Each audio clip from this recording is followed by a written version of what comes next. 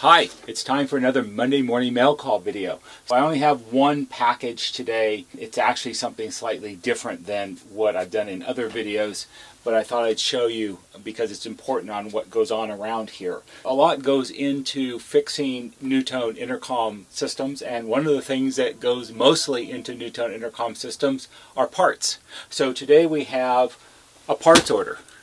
These are electronic components, and they come from a company called Mouser Electronics. They're located in Texas, and they're one of the two largest suppliers of electronic components in the country.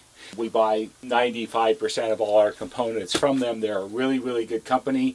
They have really good customer service. They have fast shipping, and they have, I think last time I checked, they have over like 5 million parts that they keep on hand in stock ready to be shipped within a day.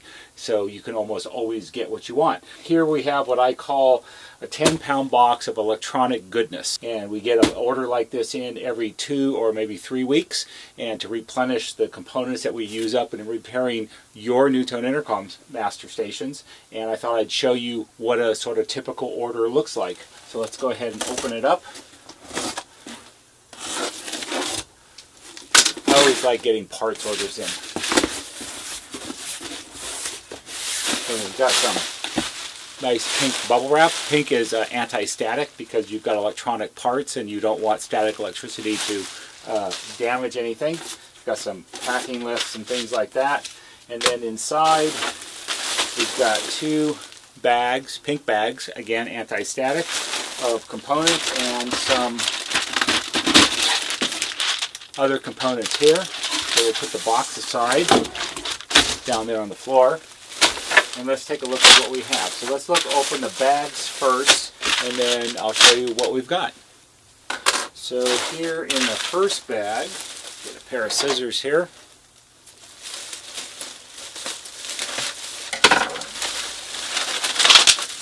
Dump all that out. So what do we have? So these are all standard things. These are what we order all the time. Sometimes they're special things that we need for a particular job, but a lot of this is just basic stock. So here we have AAA battery holders. These are what we use when we make our backup batteries for more modern systems.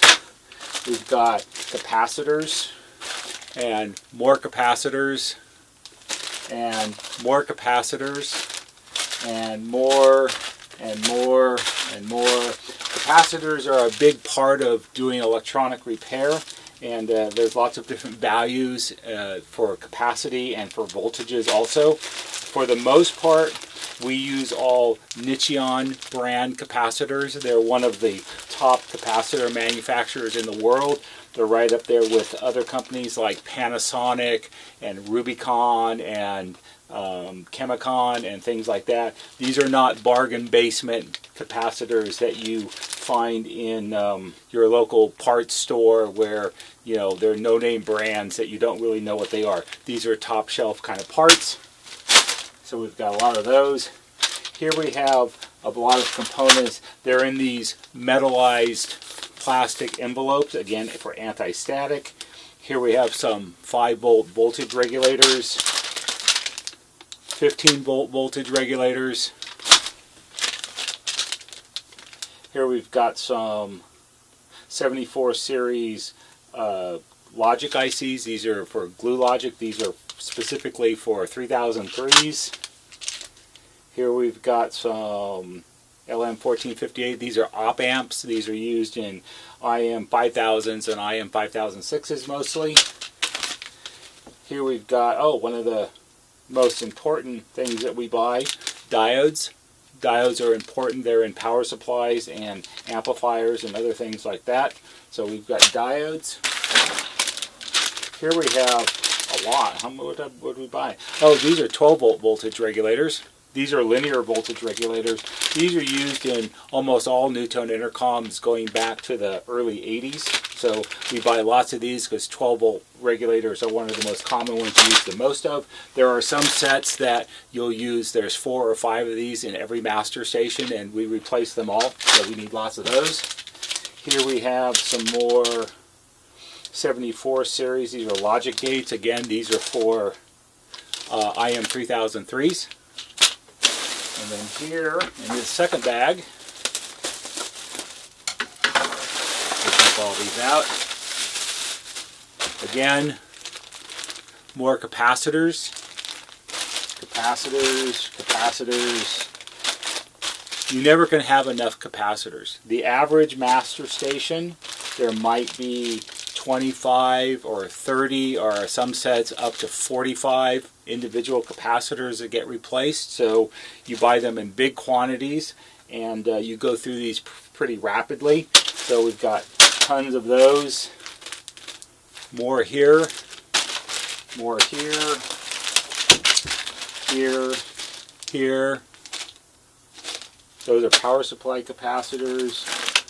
There's more here. There's different kinds, the way they're packaged. So these are bulk capacitors. These are just loose in the bag. There's 100 in the bag right here. And then they're packaged in this style. These are called cut tape capacitors, where the leads are held onto this long cardboard strip. And these are used primarily for automated build machines, for insertion machines, and they clip them off and put them in the circuit boards automatically, and then they're soldered. Sometimes this is the way they're available, and then we just cut them off the strip as we need them. So it's not as convenient, but sometimes that's what they have in stock, and you need them, so you get what you need. Here we've got, this is a 1 pound roll of solder. Solder is a really important thing. It's a 1 pound roll of solder. We buy Kester solder because that's the brand I've always used. It's one of the top brands of solder.